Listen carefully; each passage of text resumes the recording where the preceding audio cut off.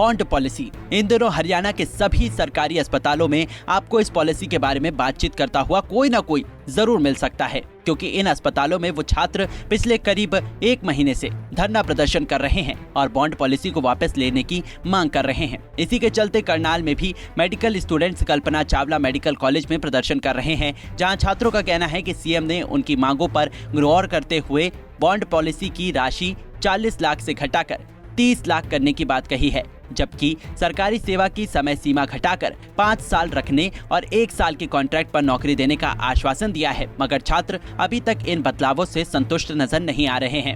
एक छोटी सी छूट हमें दी है कि 40 का 30 कर दिया और 7 साल का 5 साल कर दिया, बाकी सब चीज़ें बिल्कुल वैसी की वैसी हैं। अब हम सरकार हमें कहती है कि हम आप लोगों को जिनका क्लियर हो जाएगा, वो कहते हैं कि हम SCMS में जॉब दे देंगे, रेगुलर जॉब दे देंगे, तो बाकी जो बच्चे बचते हैं उनको हम कॉन्ट्रेक्चुअल जॉब देंगे। अब हम मुझे सरकार से यही पूछना है कि सरकार के पास अगर इतनी ही नौकरियां हैं तो अभी जो डॉक्टर जिन्होंने पद के लिए आवेदन किया था, अब पहले उन्हीं को नौकरी दीजिए। अगर सरकार के पास इतनी ही ज़्यादा नौकरियां हैं तो रेगुलर जॉब की, तो अब उन बच्चों की क्या गलती होगी? कुछ बच्चों को रेगुलर जॉब मिल जाएगी, कुछ को नहीं मिलेगी, तो ये हमें डिवाइड करने का तरीका क्यों अपनाए रहे हैं?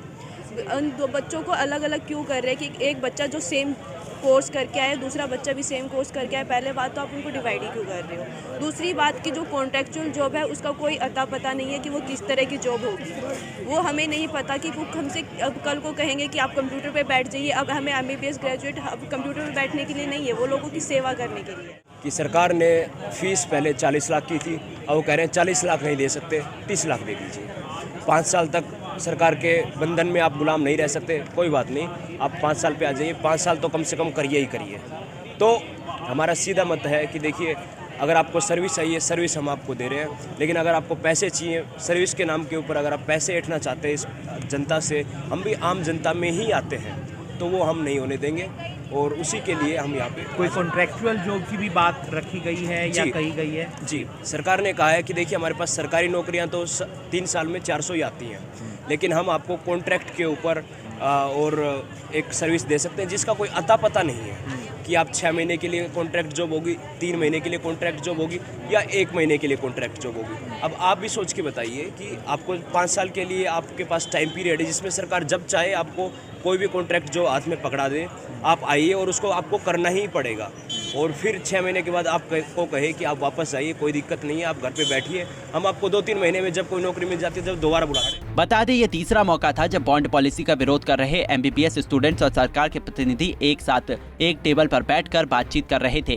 फर्क सिर्फ इतना था कि इस बार CM मनोहर लाल भी साथ में बैठे थे और सरकार की तरफ से अपनी बॉन्ड पॉलिसी में बदलाव का एक ऑफर छात्रों के सामने रखा गया है। उधर मेडिकल कॉलेज में धरना प्रदर्शन कर रहे छात्रों ने CM मनोहर लाल को मेडिकल कॉलेज खोलने के लिए चंदा जमा किया। हाँ, आज हमने मेडिकल कॉलेज खोलने के लिए जो मुख्यमंत्री मनोहर लाल खट्टर का सोच है कि हमें फाइनेंशियली चाहिए, हमें रिकवरी चाहिए, हम तुम्हें जो पढ़ाते हैं उसके लिए हमें खर्चा चाहिए, तो उसके लिए हम लोगों से अपील करेंगे कि इस दान पात्र में कुछ फंड डालें ताकि हम मेडिकल कॉलेज खोलने के लिए खट्टर साहब को दे सकें। तो अब ये धरना जारी रहेगा फिलहाल?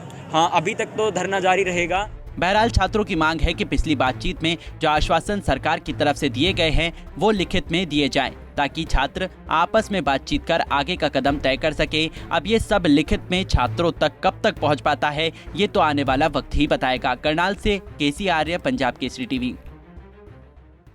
हमसे जुड़े रहने के लिए हमारे YouTube चैनल को सब्सक्राइब करें और नई वीडियो की नोटिफिकेशन के लिए बेल आइकॉन को दबाएं।